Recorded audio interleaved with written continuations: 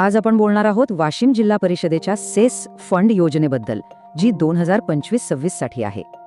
स्वयंरोजगार किंवा शेतीसाठी मदत हवी आहे तर ही योजना नक्कीच महत्त्वाची ठरू शकते.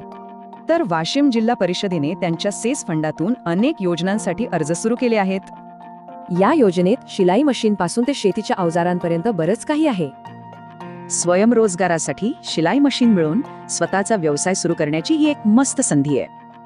शेतकऱ्यांसाठी पिकांच्या संरक्षणासाठी ताडपत्री आहे आणि सिंचनासाठी पंप आणि स्प्रिंकलर सेट सुद्धा. ठीक आहे, पण मग यासाठी अर्ज कोण करू शकतं? चला जाणून घेऊया. अर्जदार वाशिम जिल्ह्याच्या ग्रामीण भागातील रहिवासी असावा आणि तो SC, ST, VJNT किंवा SBC प्रवर्गातील असावा. आता काही महत्त्वाचे निकष बघूया, जसं की वार्षिक उत्पन्न आणि शेतजमीन किती असावी. सगळ्यात महत्त्वाचं म्हणजे अर्ज फक्त ऑफलाईन पद्धतीनेच करता येणार आहे, ऑनलाईन सोय नाहीये. अर्ज कसा करायचा? अगदी सोपं आहे. फक्त या 4 पायऱ्या लक्षात ठेवा. तुमचा अर्ज तुमच्या तालुक्याच्या पंचायत समिती कार्यालयात जाऊनच जमा करायचा आहे. हो, आणि अर्जासोबत ही सगळी कागदपत्रे जोडायला विसरू नका.